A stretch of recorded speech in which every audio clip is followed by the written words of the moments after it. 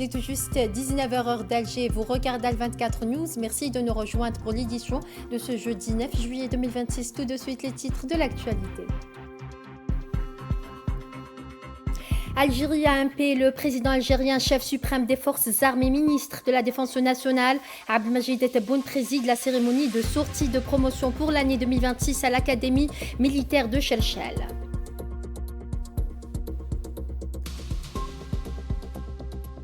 Coopération Algérie-Tunisie, Alger appelle à traduire les conclusions du comité mixte de suivi de projets concrets et à élever le niveau des échanges commerciaux. Les détails dans ce journal. Génocide à Gaza, le bilan s'alourdit à 73 118 martyrs et 173 615 blessés et les Palestiniens pleurent leurs martyrs à Khan Younes. Crise au Moyen-Orient, la reprise des frappes entre l'Iran et les États-Unis menace gravement la paix dans la région. On fait le point dans ce journal.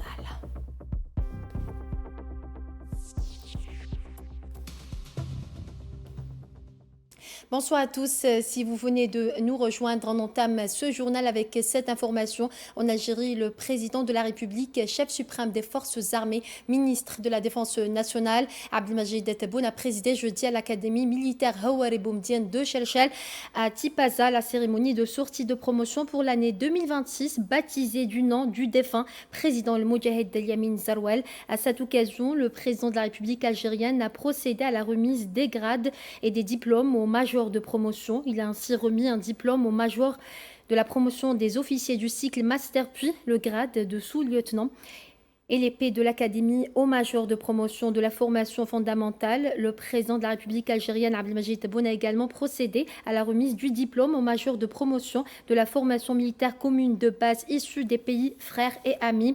Le président Tebboune a ensuite donné son approbation pour baptiser la 57e promotion de la formation fondamentale du nom du défunt président le Moudjahid Yamin Zarouel avant d'assister à des parades militaires exécutées par différentes formations de l'armée nationale populaire reflétant un haut niveau de précision et de professionnalisme. La cérémonie s'est déroulée en présence de hauts responsables de l'État, de membres du gouvernement, de cadres et d'officiers supérieurs de l'armée nationale populaire. Le président algérien Abdelmajid Tebboune était arrivé auparavant à l'Académie de Chelchel où il a été accueilli par le ministre délégué auprès du ministre de la Défense nationale, chef d'état-major de l'armée nationale populaire, le général d'armée Saïd Chengriha.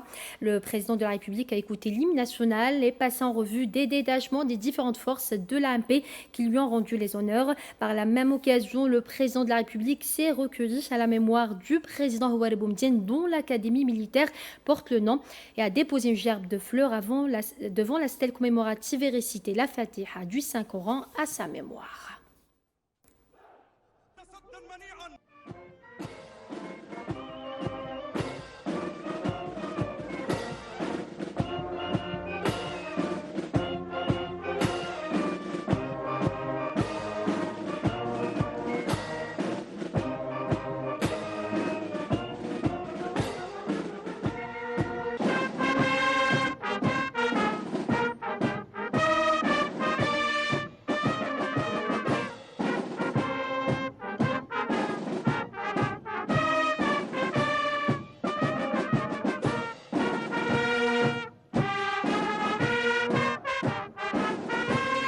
شهدائنا الأمجاد أن نخلد تقاليد شهدائنا الأمجاد القوانين والنظم أن أحترم القوانين والنظم أن أكون صالحا في سلوكي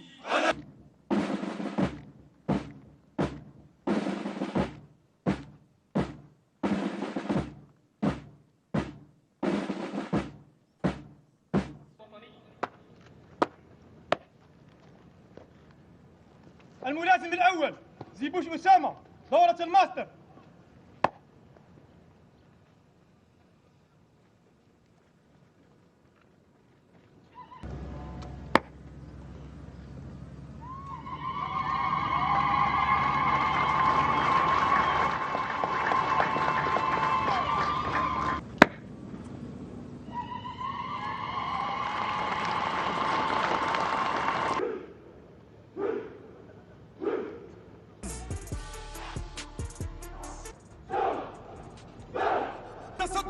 سلاما وضياع الأعاصير. يبقى الجيش الوطني والشعبي بضلة أمان تحتمي بها الجزائر.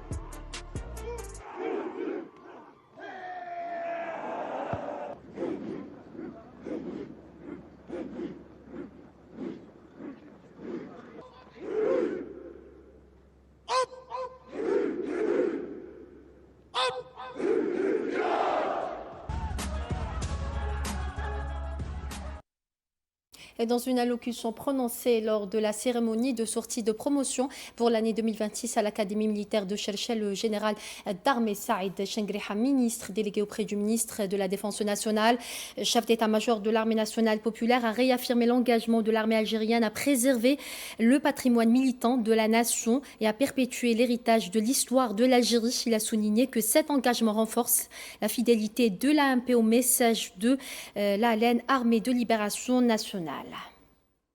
اليوم تتزامن مراسيم تخرج دفعات الأكاديمية. La cérémonie de sortie de promotion à l'Académie coïncide avec les célébrations de la fête de l'indépendance et du recouvrement de la souveraineté nationale, car nous veillons en permanence à enraciner les hauts faits de notre histoire, riche en épopées et en actes de bravoure. Il s'agit de se ressourcer moralement, ce qui nous permet à l'armée nationale populaire de poursuivre notre parcours sur les pas de nos illustres ancêtres de l'armée de libération nationale, ALN, qui, par leur corps, ont tracé le chemin de la liberté et de l'indépendance. L'esprit de résistance populaire et la glorieuse révolution de novembre, remportée par nos héros, est toujours là. Grâce à cette révolution, ils ont pu arracher la liberté et la souveraineté des griffes d'un colonialisme brutal. La révolution de novembre est à même de mobiliser les générations de l'indépendance où qu'elles se trouvent. Elle est à même aussi de les inciter de contribuer efficacement à la construction de leur pays et de tracer les voies de son progrès et de son développement dans tous les domaines.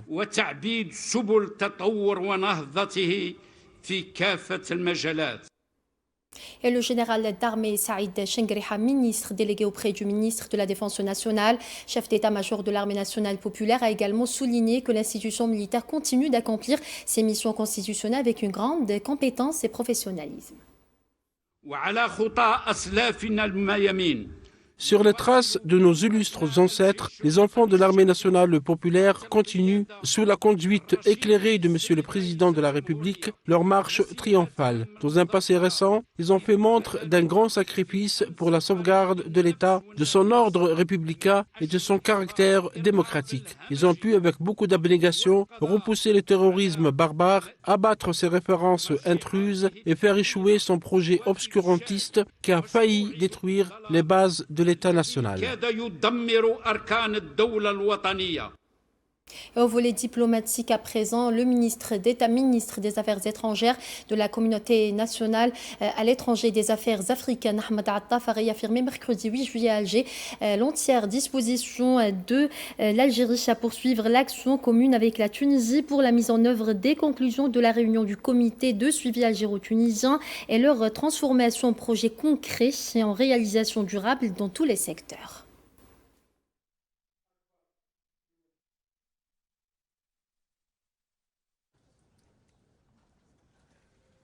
مؤسساتنا للنفاذ المشترك إلى فإن التقييم الموضوعي للعلاقات الجزائرية التونسية. Une évaluation objective des relations algéro-tunisiennes nous invite non seulement à constater les dynamiques positives enregistrées depuis la dernière session de la Grande Commission mixte, une dynamique marquée par sa diversité et sa progression, couvrant les dimensions politiques, sécuritaires, économiques et humaines. Je m'adresse à vous avec reconnaissance, Monsieur le Ministre, pour l'accueil qui nous a été réservé en territoire algérien. Nous sommes ici dans notre deuxième patrie. Cela reflète naturellement le niveau des relations fraternelles qui unissent les Tunisiens et les Algériens et ceux qui veillent à la continuité de cette relation inscrite dans le temps. En Afrique, une percée a été réalisée dans l'enquête sur les crimes commis pendant la guerre soudanaise dans la région du Darfour.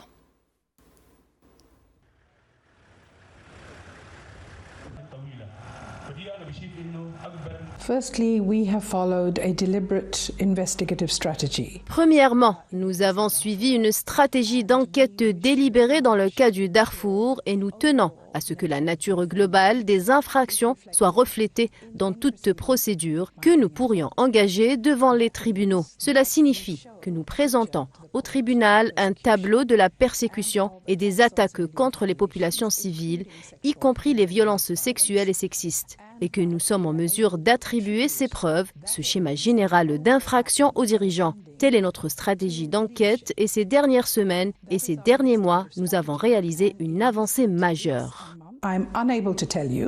Je ne peux pas vous dire exactement ce qui va se passer à l'avenir concernant les demandes de mandat d'arrêt. J'ai un devoir envers le tribunal. Je ne suis pas autorisée à vous le dire, mais je peux vous dire dès maintenant que je suis très satisfait des progrès accomplis et que je pense qu'il y a eu une avancée majeure dans les preuves. Nous sommes confiants que des résultats seront obtenus dans un délai raisonnable. Autre actualité africaine, le haut commissaire de l'ONU aux droits de l'homme, Volker Turk, a réclamé ce jeudi de toute urgence la fin des combats qui s'intensifient dans l'est de la République démocratique du Congo entre l'armée congolaise et le groupe armé M23. Il est à noter que l'est de la RDC est en proie à des conflits depuis plus de 30 ans. Dans les provinces du Nord Kivu et Sud Kivu, l'armée congolaise affronte le groupe armé M23 qui s'est emparé de vastes pans de territoire.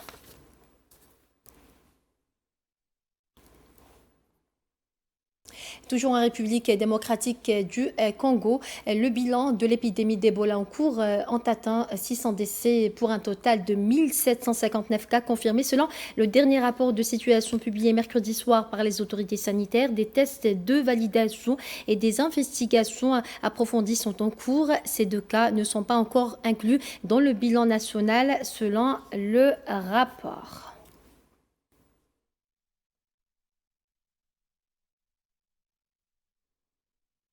En Palestine occupée, un Palestinien est tombé en martyr et d'autres ont été blessés mercredi soir suite à une frappe des forces de l'occupation sioniste à l'ouest de la ville de Gaza.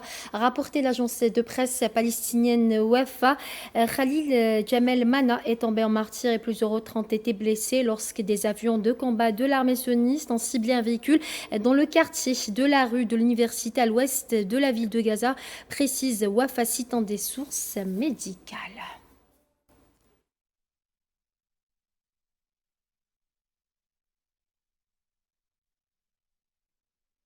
Et l'agression génocidaire sioniste contre la bande de Gaza fait 73 118 martyrs et 173 615 blessés, en majorité des femmes et des enfants depuis le 7 octobre 2023. Selon un nouveau bilan communiqué ce jeudi par les autorités sanitaires palestiniennes, les corps de 8 martyrs ainsi que 17 blessés ont été transférés vers les hôpitaux de Gaza au cours des dernières 24 heures, indiquait la même source, notant que de nombreuses victimes se trouvent encore sous les décombres.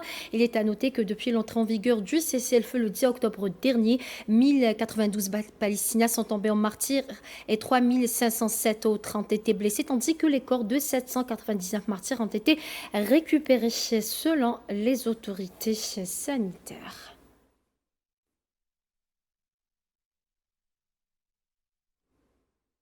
Et 2 Palestiniens sont tombés en martyrs et plusieurs autres ont été blessés ce jeudi à la suite d'une frappe de drone de l'occupation sioniste à l'ouest de la ville de Khan Younes, selon l'agence de presse palestinienne Wafa.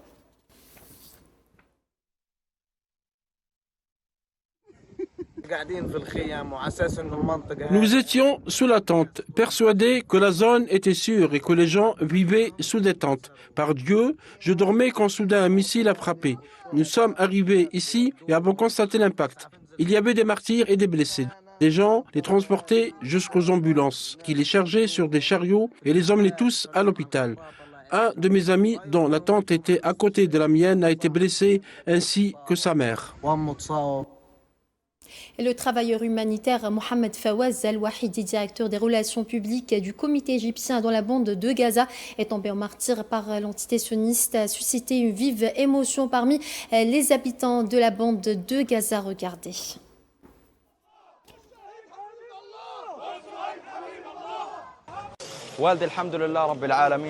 Mon père, Dieu merci, Dieu l'a choisi comme martyr alors qu'il rendait visite à un ami pour regarder le match Égypte-Argentine. Dieu merci, mon père a été choisi par Dieu. Mon père exerçait une activité entièrement civile et n'était affilié à aucune organisation particulière. Mon père travaillait avec le comité égyptien pour aider les personnes dans le besoin, les personnes déplacées. Il se levait à 8 heures du matin et à son retour, nous, à la maison, nous lui reprochions de s'épuiser au travail. Nous lui disions « Tu te mets trop la pression ». Il répondait « J'aide les gens ». Cette attaque visait l'un des responsables de l'action humanitaire en raison de son travail au sein du comité égyptien. Par conséquent, nous appelons le président égyptien, Abdel Fattah al-Sisi, à saisir le Conseil international des droits de l'homme et toutes les instances internationales afin que les auteurs de ce crime soient poursuivis et traduits en justice. Il s'agissait aussi de gâcher la joie du peuple palestinien pendant la Coupe du Monde pour l'Égypte, qui a hissé le drapeau palestinien avant tout autre drapeau ou bannière. Et lors d'une session du Conseil de sécurité de l'ONU sur les violations liées au conflit, à la lumière du rapport 2026 du secrétaire général de l'ONU, le représentant permanent de la Palestine auprès des Nations Unies, Riyad Mansour, a souligné la nécessité de tenir pour responsables les auteurs de crimes et de violations contre le peuple palestinien, d'assurer la protection des victimes et des survivants et de permettre aux mécanismes internationaux compétents d'accéder aux territoires palestiniens occupés sans entrave.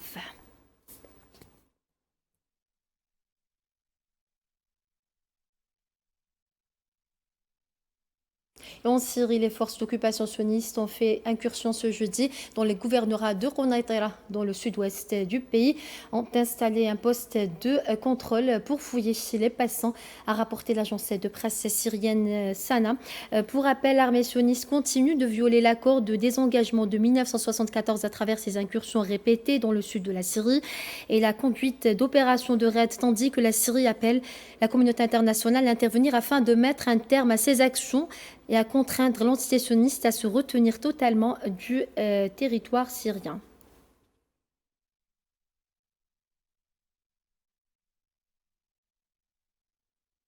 Et dans le dossier iranien de ce journal, l'Iran a affirmé ce jeudi que des projectiles américains ont frappé le périmètre de la centrale nucléaire de Bushehr. Aucune victime n'est à déplorer.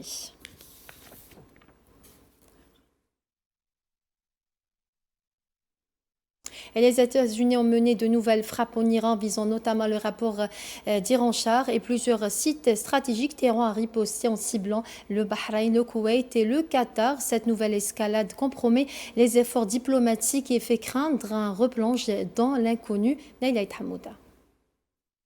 Les forces américaines ont frappé l'aéroport d'Iran-Char dans le sud-est du pays.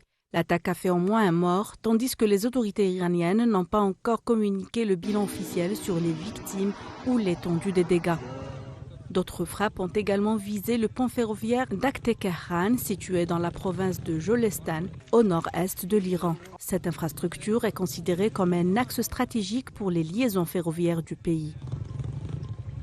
Au cours de la même nuit, plusieurs explosions ont été signalées dans les villes portuaires de Bandar Abbas, Sirik Shabahar et Bushehr, sur les côtes iraniennes. Ces localités occupent une position stratégique, notamment pour les échanges commerciaux, les installations énergétiques et les contrôles des voies maritimes dans le Golfe. Téhéran a riposté en prenant pour cible le Bahreïn, le Koweït et le Qatar, dans un échange de tirs qui a de nouveau mis en péril l'accord provisoire destiné à mettre fin à la guerre dans le Golfe Persique. Des sirènes ont aussi retenti jeudi après-midi en Jordanie, où les États-Unis ont déployé des troupes et des avions.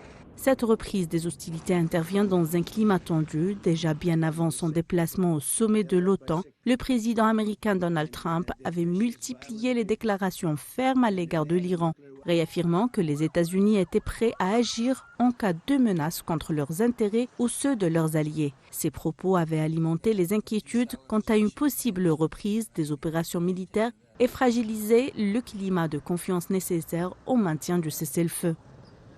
Cette nouvelle confrontation constitue un revers pour les initiatives diplomatiques. Chaque frappe et chaque riposte éloigne un peu plus la perspective d'un règlement politique du conflit et augmente le risque d'un embrasement régional. Les États de la région, mais aussi les grandes puissances, redoutent désormais que la région ne replonge de nouveau dans l'inconnu. Les prochaines heures seront déterminantes. Elles permettront de savoir si les protagonistes choisissent une nouvelle escalade ou s'ils laissent une chance aux efforts diplomatiques afin de préserver un accord de paix arraché d'âpres négociations. Et l'OTAN referme son sommet d'Ankara sur une série d'annonces majeures, soutien militaire renforcé à l'Ukraine, modernisation des infrastructures stratégiques et nouveaux contrats d'armement. On fait le point avec Imen Marad. Tombée de rideau sur le sommet de l'OTAN, 2 jours de pourparlers, de poignées de main et de déclarations calibrées. Et à l'arrivée, l'Alliance revendique un front uni. Mais derrière cette image soigneusement mise en scène, les désaccords n'ont pas disparu. Il semblerait qu'ils ont simplement été contenus.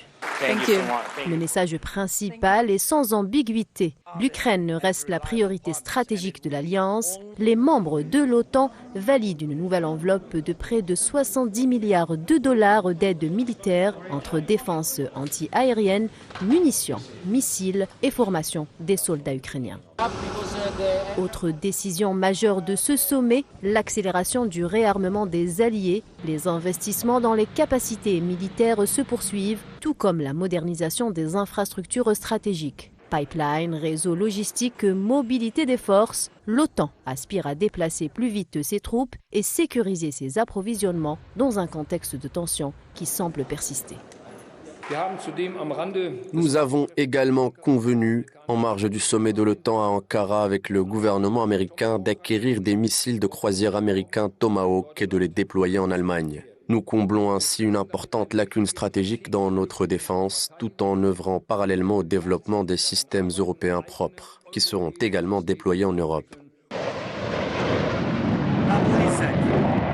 Mais les lignes de fracture restent bien réelles. Faut-il concentrer tous les moyens sur le front ukrainien ou élargir la réponse aux crises qui secouent le Moyen-Orient et le front sud? Une question qui divise toujours les alliés. Par ailleurs, le partage de l'effort financier a également été mis sur la table de discussion. Le président américain Donald Trump exige que les Européens assument une part plus importante de leur propre défense. Un avertissement adressé à ceux qui, selon Washington, restent trop dépendants du parapluie militaire américain. Au final, ce sommet aura permis d'afficher une cohésion politique indispensable face à Moscou. Mais derrière le communiqué final, les intérêts nationaux continuent de s'entrechoquer. Car si l'OTAN parle d'une seule voix face à la Russie, ses membres ne regardent pas toujours dans la même direction lorsqu'il s'agit de définir les priorités de la sécurité mondiale. Et un mot de culture à présent avant de clôturer ce journal à moins de 2 heures de son ouverture.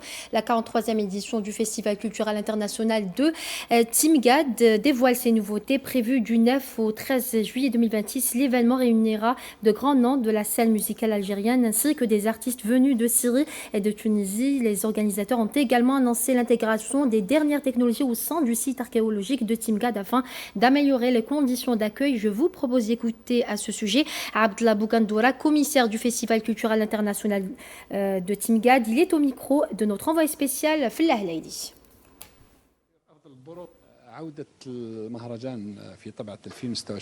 Le festival est de retour dans cette 43e édition en 2026. Ce festival, pour rappel, a été institué en 1967. À l'époque, il était organisé en association dans le cadre des cultures populaires. Le festival ne s'est pas tenu depuis 2022 pour plusieurs raisons. Ce qui marque l'édition de cette année est sa programmation qui coïncide avec les célébrations du 64e anniversaire de l'indépendance. Donc, la tenue du festival durant la période allant du 9 au 14 juillet 2026 a été bien étudiée. Le programme englobe le patrimoine et la musique moderne destinée aux jeunes, aux familles et au grand public. Des artistes algériens de renom participent au festival comme Cheb Mami, Kader Japonais, Houel Benchenet et le groupe Tikoubawin. Nous avons donné la chance à de jeunes artistes de monter sur scène chaque soir. Ce qui marque le festival aussi est l'utilisation de nouvelles techniques sur scène. Et voilà, c'est ainsi que s'achève ce journal. Excellente soirée à toutes et à tous et à demain.